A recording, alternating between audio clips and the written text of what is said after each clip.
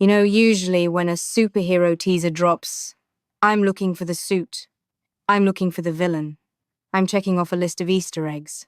But this felt different. Did you get that sense?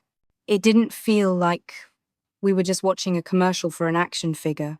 Absolutely. It felt less like a superhero movie, and more like a sci-fi epic that just happens to feature a cape. There's a texture to it.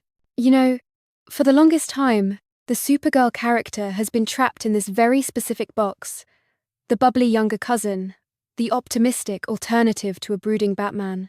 But this teaser, it's stripping all that gloss away. It looks gritty, almost lonely. Lonely is the perfect word. There's that one shot, just her silhouette against this massive, dying red sun. It's gorgeous, but it's terrifying. It makes you realize that before she was a hero, she was a refugee. Do you think that's the angle they're finally leaning into?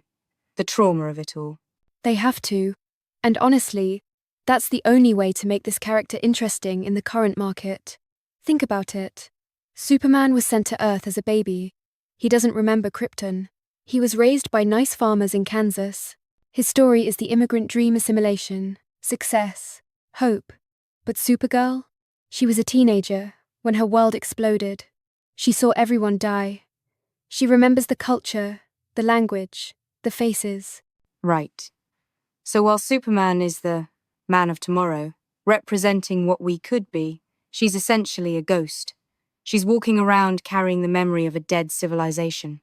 That is a much heavier burden than just truth, justice, and the American way. Exactly. And that distinction is what I think this teaser is selling. It's selling weight. We're seeing a version of the character who isn't just trying to fit in. She's trying to figure out why she survived at all. It's almost an existential crisis, wrapped in spandex. And visually, did you notice the color palette? It's washed out.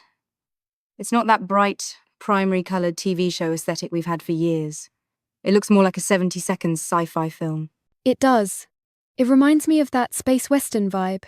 It suggests that the environment is going to be a character itself. It's hostile. It's not just about punching a bad guy through a building. It's about surviving a universe that is actively trying to kill you. That's a fascinating shift. We are seeing superhero fatigue in the box office, right? Everyone talks about it. Oh, constantly. People are tired of the formula. But I'd argue they aren't tired of heroes. They're tired of the lack of stakes. If you know the hero is going to win and crack a joke at the end, why care? This teaser suggests a story where the cost of winning might be incredibly high. It feels dangerous. That's a great point. It's the difference between content and cinema. Content is just filling a slot. Cinema challenges you. But let me play devil's advocate for a second. Is there a risk here? If you make Supergirl too gritty, too dark, do you lose the heart? Do you lose the little girls who want to wear the shield? That is the tightrope, isn't it? If you go too dark, you become cynical. And Superman, or Supergirl, should never be cynical. But I think there's a difference between dark and serious. You can have a serious story about grief and loss that is ultimately incredibly hopeful. In fact, hope shines brighter when the backdrop is dark. If everything is sunny and easy, being a hero is easy. Being a hero when you've lost everything? That's inspiring. That's true. It's easy to be nice when you're rich and powerful. It's hard to be kind when you're drifting in space. Precisely. And look at the physicality in the teaser. She doesn't look like a pin-up model. She looks tired. She looks strong. Yes, but there's a weariness in the shoulders. It's a very humanizing touch for an alien character. It tells the audience, this isn't going to be easy. It makes me wonder about the villain. They didn't show much, just flashes. But based on this tone, I don't think we're getting a mustache-twirling bad guy. I doubt it. When you focus this much on the protagonist's internal state, the villain usually ends up being a reflection of their own fears. Or maybe the environment itself is the villain, or the legacy of her family. Which brings us back to the core question. Why now? Why this specific take on Supergirl now? I think we're in a cultural moment where we are re-evaluating what strength looks like. For a long time, female strength in action movies was just, she can hit as hard as the boys. But real strength is resilience. It's emotional endurance.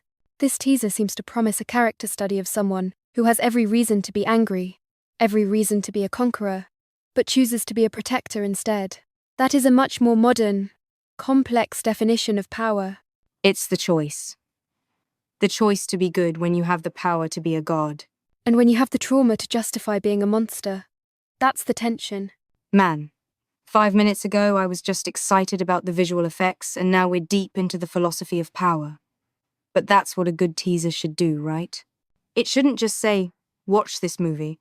It should say, think about this concept. It lingers with you. And if the final product can maintain even half of the atmosphere this teaser built, we might be looking at a genre-defining film. Not just a good comic book movie, but a great film, period. Well, we've got a long wait until the premiere, but consider my interest piqued. It's going to be interesting to see if they can stick the landing on this balance between the grit and the hope. The potential is there. Now we just have to wait and see if the sky falls, or if she catches it. Beautifully put. We'll be watching closely. Thanks for breaking this down with me. Always a pleasure.